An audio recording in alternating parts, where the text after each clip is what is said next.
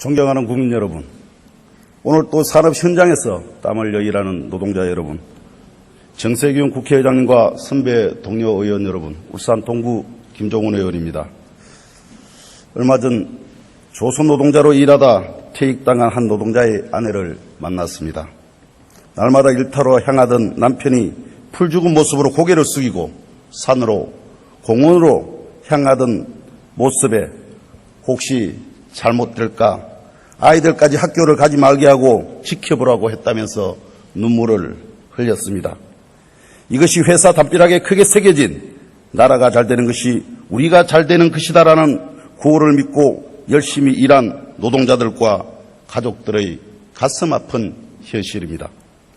지금 위기를 겪고 있는 조선산업은 20만이 넘는 노동자들이 일하고 있는 국가기관 산업입니다.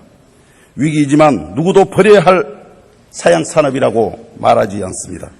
위기를 극복하고 재도약할 수 있는 길을 찾아야 한다는데도 아무런 이견이 없습니다. 정부는 제대로 된 진단과 처방 없이 위기 해결을 위한 노동계의 대화 제의를 무시하고 강력한 인력 감축을 전제로 구조조정을 추진하고 있습니다.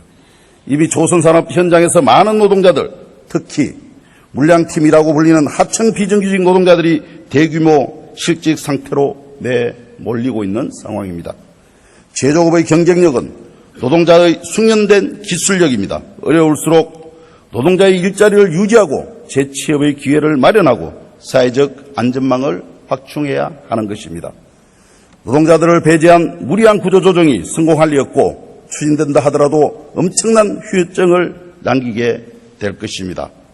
제대로 된 실업대책, 재고용 대책, 사회 안전망 없이 노동자에게만 책임을 지우는 무리한 구조조정, IMF식 나쁜 구조조정을 다시는 되풀이해서는 안 됩니다. 이 자리를 빌어 정부, 채권단, 대주주, 경영진에 다시 한번 촉구합니다. 위기를 극복하고 함께 살 길을 찾아주셔야 합니다. 먼저 정부에 촉구합니다. 6월 30일 발표한 조선업 특별고용지원업종 지정은 보강되어져야 합니다. 요건을 완화해서라도 고용위기 지역 지정을 동시에 추진해야 일자리와 지역경제에 실질적 도움이 됩니다. 이에 당사자인 노조와 대화하고 협의하는 노정 테이블을 빠르게 마련해야 할 것입니다. 채권단 대주주와 경영진도 책임을 다해야 합니다. 부담을 나누면 일자리에 더 많은 재원을 투자할 수 있기 때문입니다. 호황일 때 천문학적 이익과 배당금을 챙긴 대주주와 경영진도 배당금 스톡옵션 반납 등을 통해 책임을 함께 나눠야 합니다.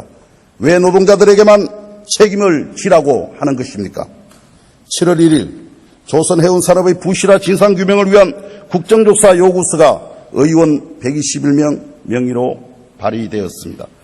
진상조사 책임자 처벌 중요하고 반드시 필요한 일입니다. 존경하는 국회의장님, 선배 동료 의원 여러분, 조선산업 위기 극복과 구조조정은 진상조사에 그칠 것이 아니라 사안도 중요하고 여러 상임위와 연관되어 있어 국회 차원의 가칭 조선산업 위기 극복과 고용유지 특별위원회가 구성이 필요하다고 생각을 합니다. 이 특별위원회는 이익의 사유화와 손실의 사유화 논리가 아니라 권한과 책임에 비례한 고통분담 방안, 인력 감축 중심의 양적 구조조정이 아니라 고용유지를 기본으로 하는 방안에 대한 논의를 통해 잘못된 구조조정에 대해 제동을 걸고 당면에서는 이에 당사자의 요구 청취, 현장조사, 당사자들과의 대화 등을 통해 실효성 있는 대책을 수립할 수 있을 것입니다. 국회 차원의 특위 구성을 위해 노력하겠다는 약속이 여러 번 있었습니다. 실질적 진전은 없는 상태입니다. 여야 모든 당과 의원들께 특위 구성 등 국회 차원의 초당적 노력을 기울여 주실 것을 다시 한번 호소드립니다. 존경하는 국회의장님, 선배 동료 의원 여러분, 정치 본연의 일도 정치가 신뢰를 회복하는 길도 열심히 땀 흘려 일하는 사람들의 건강하고 행복한 삶을 돕는 데 있을 것입니다.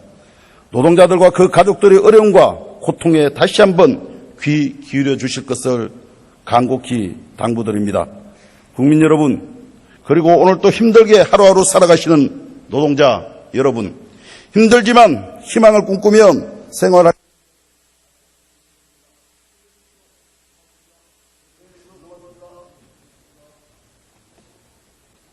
김종훈 의원 수고하셨습니다. 다음은 부산 북구 강서갑 출신의 더불어민주당 전재수 의원 나오셔서 발언해 주시기 바랍니다.